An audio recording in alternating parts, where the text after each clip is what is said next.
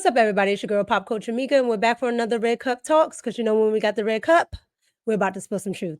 So I wanted to talk about censorship today. And the reason why I wanted to talk about it is because we're talking about the 2020 election, right? It's everywhere. It's almost here. November is almost here. This year flew by. I'm not even going to lie. Excuse me.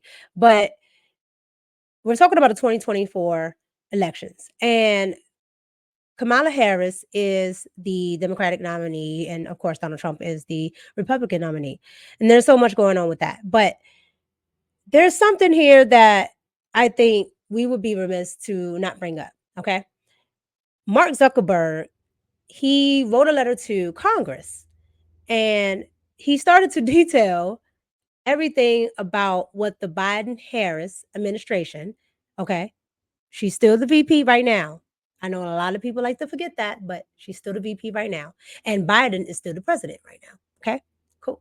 So Mark Zuckerberg wrote a letter to Congress detailing the censorship that went on during COVID. So in this letter, he goes on and on and on talking about how he was pressured, how he broke First Amendment rights, how he censored Americans. I mean, this is something that it's not supposed to happen. It's definitely not supposed to happen. And it's definitely not supposed to be so blatant, right? Because everybody knows that when we were in the midst of COVID, all you saw was if you put up something about COVID, you saw these little notes that said, oh, this is not factual and everything like that. All the information, when a lot of the information from other sources outside of the mainstream media were factual.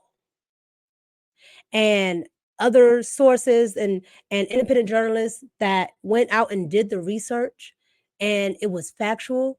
And now we know a lot of that stuff is factual, with Fauci, doing his testimony and lying about what was it, the 6 inches, the 6 feet, whatever, the nonsense that didn't make any sense for us to do, right? That didn't help anything. But if you contested it, then it was like blasphemy. So he talks about all of this in this letter.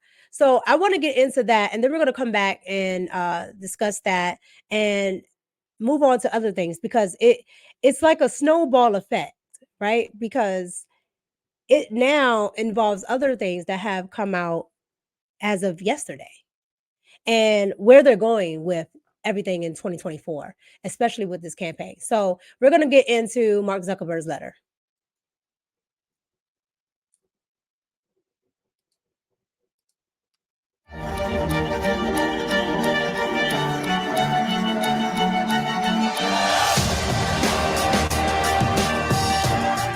Good morning and welcome to Rising. What we have for you today is a show, and we're about to get to it. Hi, Jessica. Thanks for joining me.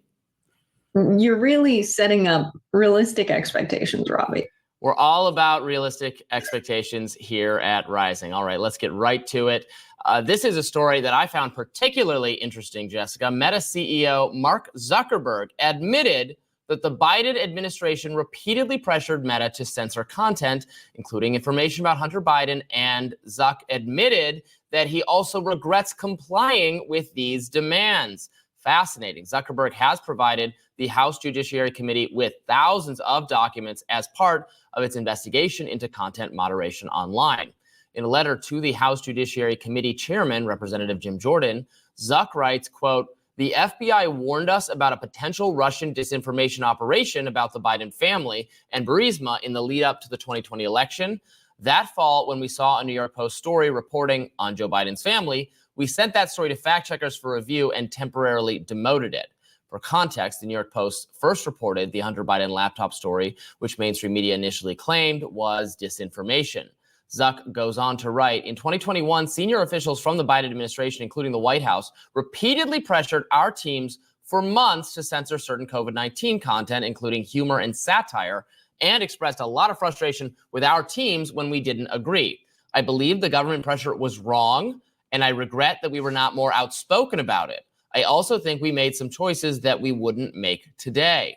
He then says he regrets demoting the Hunter Biden laptop story. Meta no longer temporarily demotes things in the US while waiting for the independent fact checkers. Now, an account associated with the House Judiciary Committee reacted on X, writing, quote, Mark Zuckerberg just admitted 3 things. 1, Biden-Harris administration pressured Facebook to censor Americans. 2, Facebook censored Americans. 3, Facebook throttled the Hunter Biden laptop story. Big win for free speech. Elon Musk wrote on X, quote, sounds like a First Amendment violation. Entrepreneur and podcaster Patrick Bet-David wrote, quote, Mark Zuckerberg just admitted to working with the Biden-Harris administration to censor Americans. He either admitted to this because 1, he's being honorable, 2, he's done with the Democratic Party, 3, he's getting ahead of a whistleblower. Either way, this is a very hard letter to write. Reacting to the letter, the White House said in a statement, quote, when confronted with a deadly pandemic, this administration encouraged responsible actions to protect public health and safety. Our position has been clear and consistent.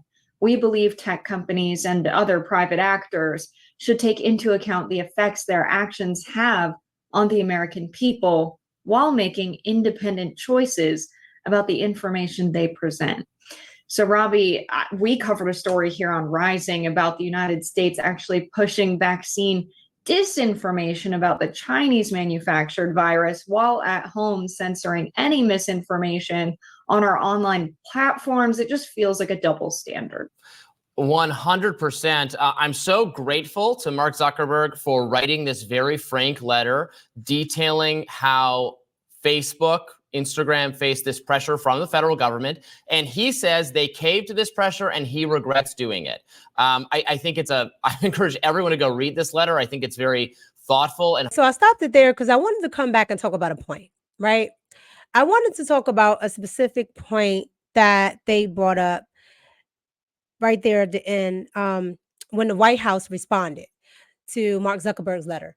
They said it was the reason why they did so, all the censorship that they did was in response to the health and welfare and keeping everyone safe, dealing with the pandemic.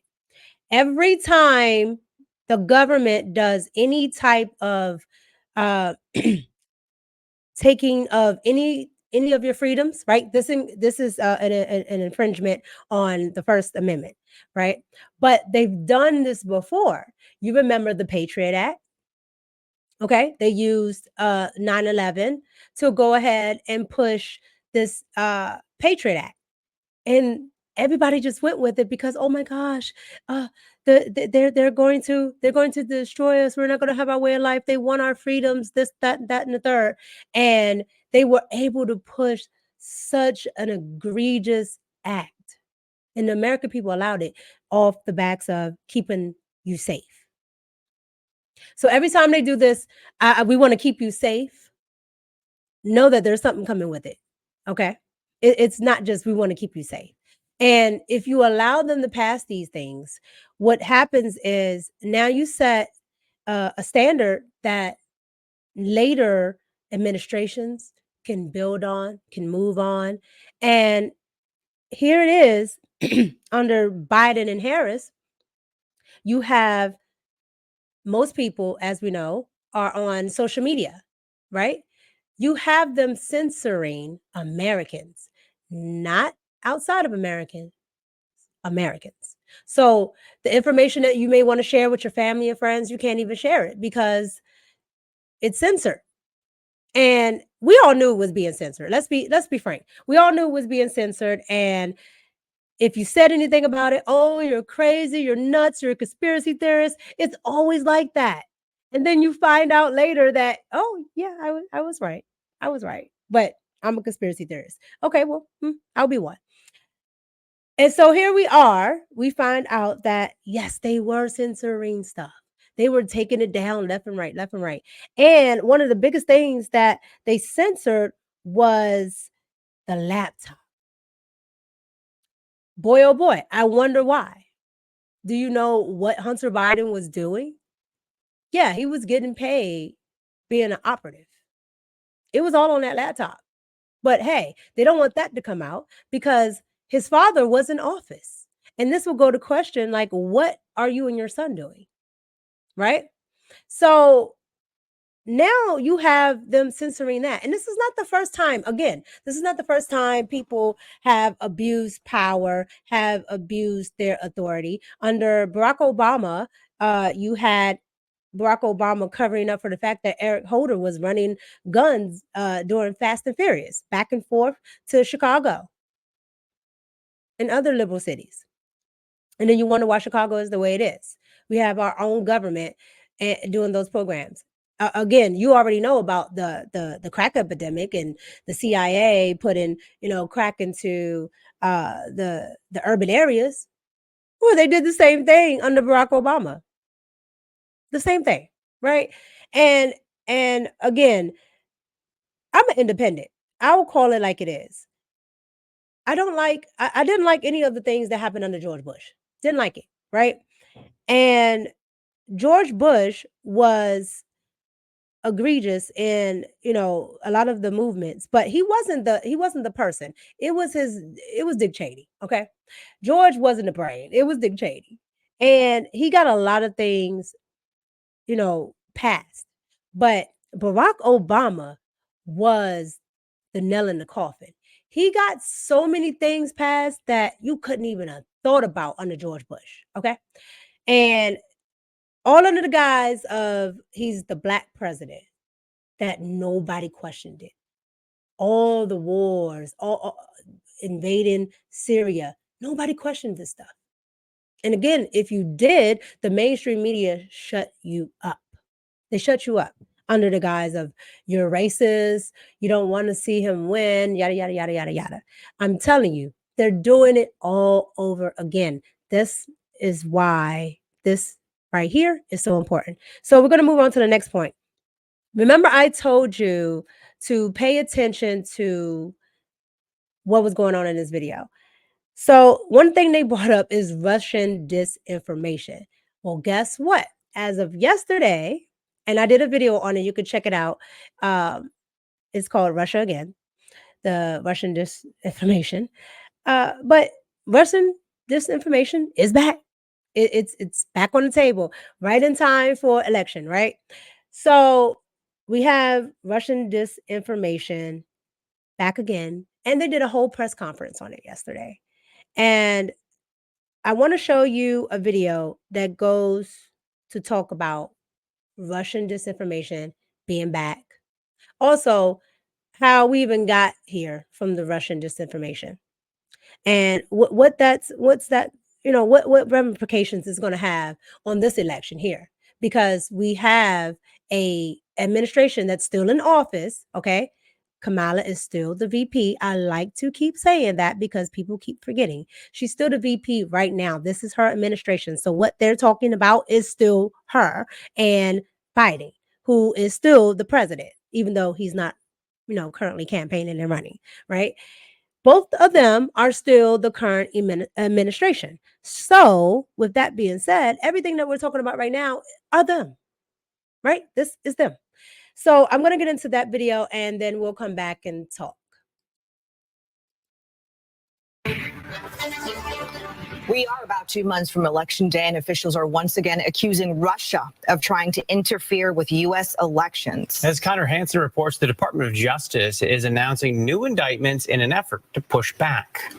The American people are entitled to know when a foreign power is attempting to exploit our country's free exchange of ideas in order to send around its own propaganda. Attorney General Merrick Garland sat next to FBI Director Christopher Wray, announcing new steps they're taking to fight Russian disinformation ahead of the 2024 election. 2 employees of Russia's state-controlled media outlet, RT, were indicted for alleged conspiracy to commit money laundering and violating the Foreign Agents Registration Act. We allege that as part of that effort, RT and its employees, including the defendants, implemented a nearly $10 million scheme to fund and direct a Tennessee-based company to publish and disseminate content deemed favorable to the Russian government. The FBI says China has also been involved in election meddling, specifically with down-ballot candidates it sees as a threat. And FBI Director Wray says they're dealing with attempted election interference from several foreign adversaries. Russia is by no means the only adversary we've seen try to meddle in our society and democratic processes. Just last month, for instance, the FBI, working with the broader intelligence community and CISA, called out Iran for targeting and attempting to compromise former President Trump's campaign. As long as adversaries keep trying to influence and interfere in our society and our democratic processes, they're going to keep running into the FBI. The Justice Department also highlighted several instances of violent threats against local election workers. In New York, Connor Hansen, Fox News. All right. So what did you hear? You heard Russia, you heard China, right? And here's the thing with Russia. They're talking about RT, right? And how RT puts out disinformation. But right before we just reviewed this story, excuse me, I'm trying to get over cold. Right before we just reviewed this story, right? We were just looking at how the American government not only censors, it put out disinformation. It put out its own disinformation. So it begs and disinformation about the current administration at the time and now. So it begs to go to the point of, what are they really trying to do? Are they trying to stop other people from influencing the American public, or are they mad that they're not able to influence the American public? And let's be clear, when I say influence, I do mean propaganda, which is, if you are not aware, Barack Obama, he brought back propaganda. So, and when I say brought back propaganda, meaning propaganda on your own people in the United States was banned. He brought it back. So there is a law that allows the United States to give propaganda to the American people, which is the reason why the mainstream media works overtime, and I do mean overtime, on whatever they want you to see.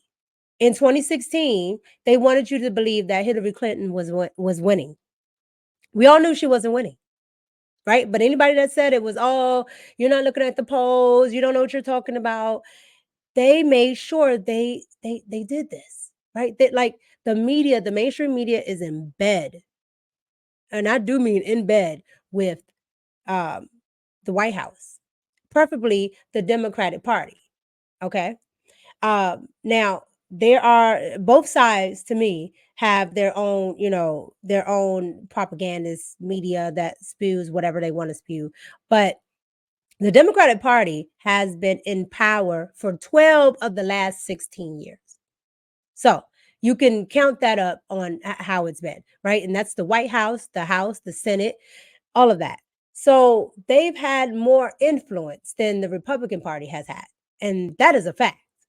And even with a lot of the wars and a lot of the different things that we're funding, it's coming from the Democratic Party.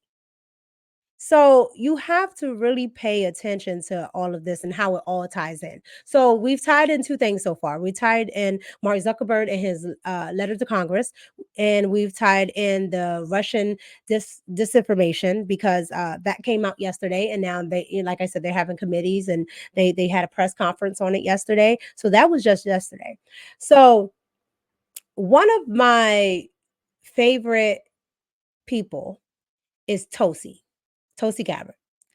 And Tulsi Gabbard was a Democrat. She is now an independent. And I like to talk about Tulsi because she always comes from a point of actually caring about the American people and the public, right? To the point at the time when she was in Congress, she went against her own party. She went against Barack Obama, right? When he wanted to do, fund a lot of these wars and, go into Syria. She went against her own party because it's wasteful spending. We're involving ourselves in things that we don't need to, but the military industrial complex, they don't care. So Tulsi actually, paid attention to all this stuff. And she's actually one of the Democrats at the time when she was a Democrat that I really liked.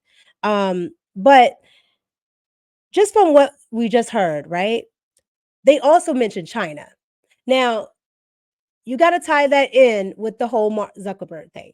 So, Mark Zuckerberg has two of the biggest media platforms here in America outside of X, right? He has Instagram and he has Facebook.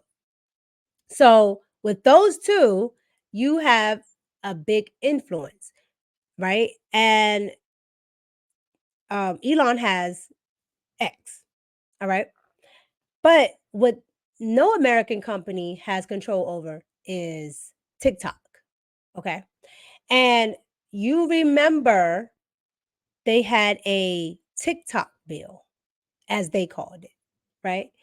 And you got to tie all of this in. The TikTok bill. Okay. Let me help you here. TikTok is what most young people, and I do mean ages 40 and under, and then preferably people 24 and under. They're definitely on TikTok. They get a lot of information from TikTok. They're on there scrolling all day, all day, all day, all day, all day. So you could imagine why they would want to have this ban on TikTok, right? Or say that China is also doing disinformation. So I want to get into this video of Tulsi on a podcast and what she was talking about, because I think it was really important to what she was speaking about. And it kind of ties into exactly what's happening now. When I say this lady knows her stuff, she knows her stuff. But they won't pick somebody like Tulsi because Tulsi is not a puppet. She doesn't go along to get along. She goes strictly for her constituents. So I want to get into this video and then we'll come back and talk about it and wrap it up. Speaking of media and kind of the pace that all of this stuff moves at, talk to me about this TikTok bill. At its core, it was being sold as a lot of things. Obviously, it passed the House and the Senate with bipartisan support. It's been signed into law by President Biden. So it is now law of the land. At its core, the thing that you would have only heard people like Ron Paul say, or Thomas Massie in the House of Representatives, or Rand Paul in the U.S. Senate, is actually something that even the ACLU was focused on, which is at its core, it is an anti-free speech bill.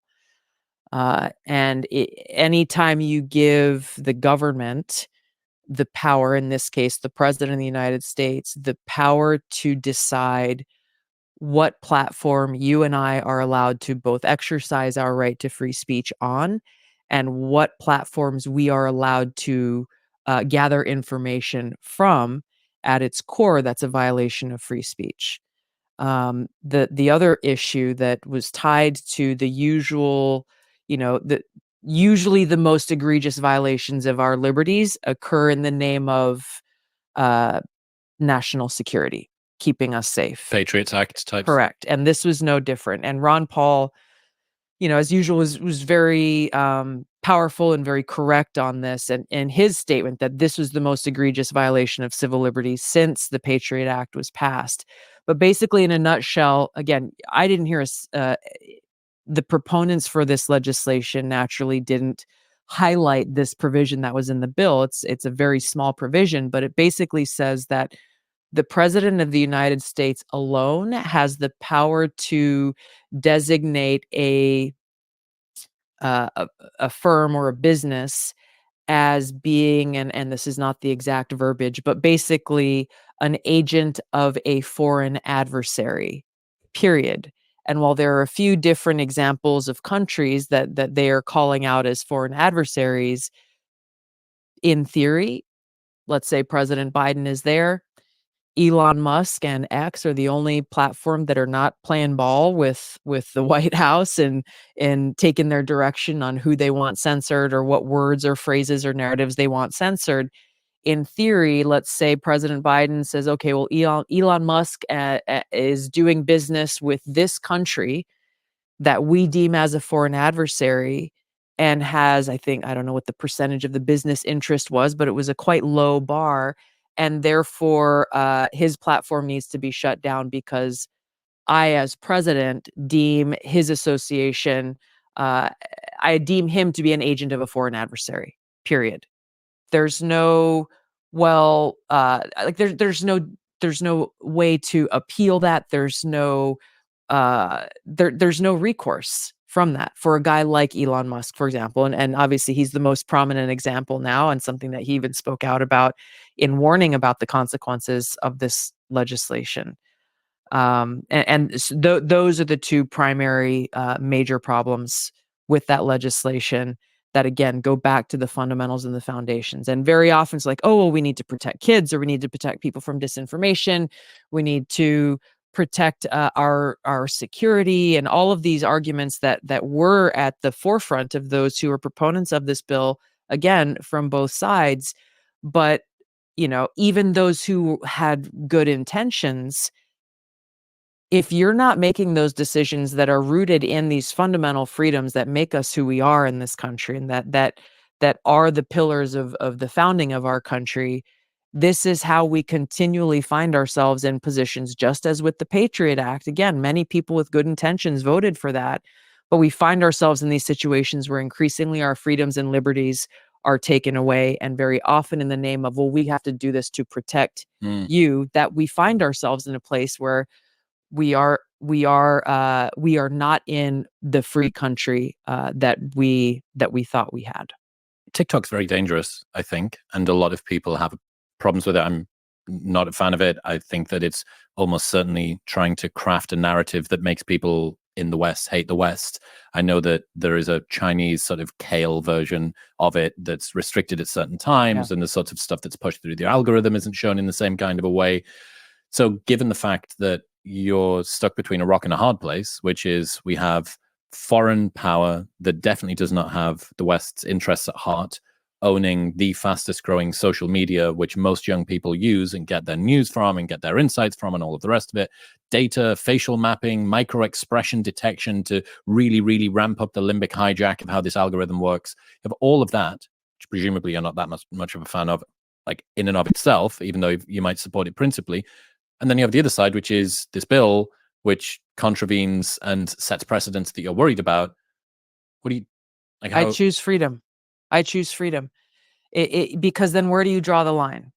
If you have a government that says you are only allowed to get information from these sources and not any other sources, then they are taking away our free will and our own faculty to get information for ourselves and make decisions for ourselves. So in this, this environment of information warfare, the answer to speech in situations that you don't like is always more speech. It seems anytime, because, okay, well, today they're talking about TikTok in China. What is it going to be tomorrow? What country or what entity or what platform or what business is it going to be tomorrow? Okay, so you heard Tulsi there, and she said everything pretty much that I'm talking about in this video, and even the video that I said I did yesterday on Russia, right? The disinformation video. And she said everything that I'm saying, right? That this administration is doubling down on free speech and where you can get your information from. And it's not going to be just this administration. It's going to be for future administrations. It's going to be for future presidents, right? Republican or Democrat. They're going to be able to do whatever they want, when it comes to what you see and what information you get, where you get it from, right? Which is asinine in a free society. They're talking about China while doing the same thing China is doing. That makes absolutely no sense. So they're going to censor Americans. They're going to censor what platforms that you can get information from, right? Because this thing has passed. So you're going to censor everyday Americans. You're going to censor what we can talk about, what we can converse about. So you can't really get a strategy together as a group of citizens because you have no information. And what happens when you're illiterate? What happens when you're ignorant, right? You don't know. And ignorance is no excuse for the law, because just because you're ignorant about the law doesn't mean they can't do what they want to do. So I say all that to say in here that censorship definitely is real, and the people that are at the helm of it right now, right? Because I want to make that clear, because a lot of you, that like Kamala or like Biden will say, "Well, you're just harping on them." No, they're in office right now. So yes, I'm going to be talking about them. They're in office right now, like today. So I want to make it clear that the people that are in office today, all right, are for censoring. They have censored during COVID now, and they plan on to continue it. And like I said before, Kamala in 2019 said that social media should be censored. So if she gets in office, she's going to continue what she's been doing in this administration as the VP under Biden. So I'll leave it there. Like, comment, and subscribe. Let me know what you thought about everything, and in accordance to what Mark Zuckerberg was talking about in his letter to Congress, what they're talking about with the Russian disinformation coming back, right?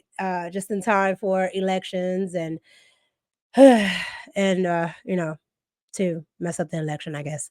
And let me know what you thought about Tulsi, right? And what she was stating here in the podcast that she was on, because I thought she made so many good points, and so many things she touched on in that little portion that I played of that podcast. Let me know what you think about it. Let me know if you agree. Let me know if you don't agree. However, I'll be looking at it because I stay in the comments. I don't mind the smoke. So thank you for watching, and I'm out.